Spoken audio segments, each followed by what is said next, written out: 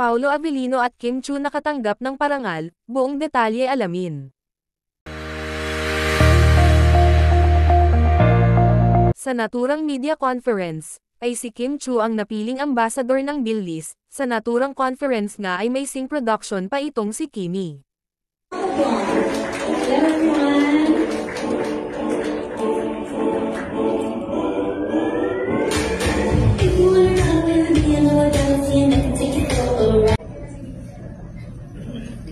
Good afternoon pala sa mga press friends natin na nandito ngayon. The questions can also be addressed, and we're encouraging you to address to our CFO and CFO as well. Hi Kim, good afternoon. Ayan.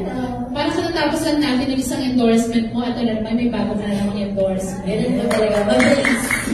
Mabilis na natin na mga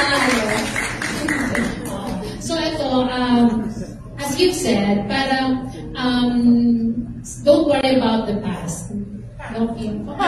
Statement. Sabayan ko ito Hindi mo kaya.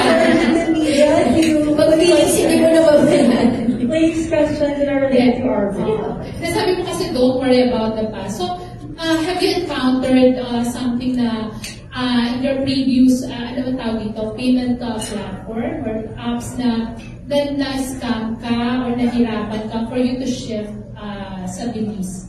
Ako kasi sobrang busy na rin ang schedule ko, and also my sister na nandito ngayon. Busy din siya magbayad ng mga bills namin. Pero with Billys, doon na lang kami nagbabayad talaga. And minsan napuputulan kasi ako ng line.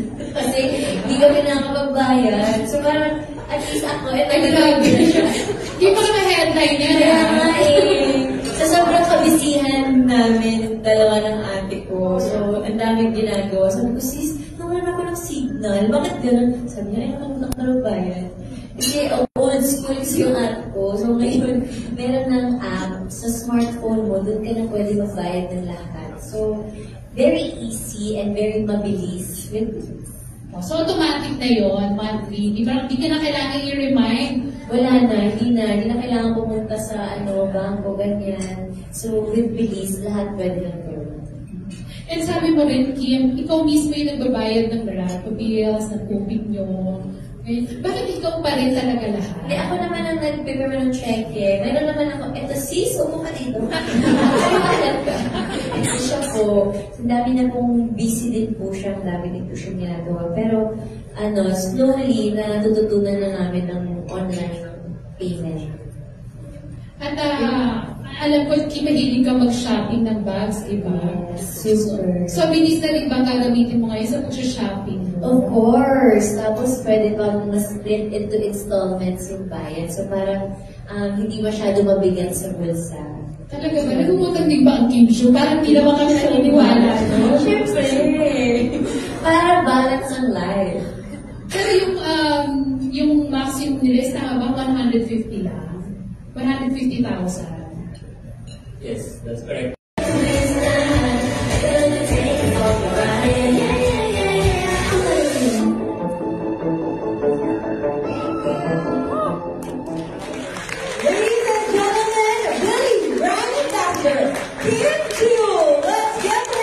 Samantala, pinarangalan naman ang Kim Pao na Best Actress at Aktor 2024 na award ng ABS-CBN, kung saan nga ay talagang magagaling ang magjowa na Kim Chiu at Paolo Avellino, kaya deserve talaga nila na maging Best Actress at Actor of the Year.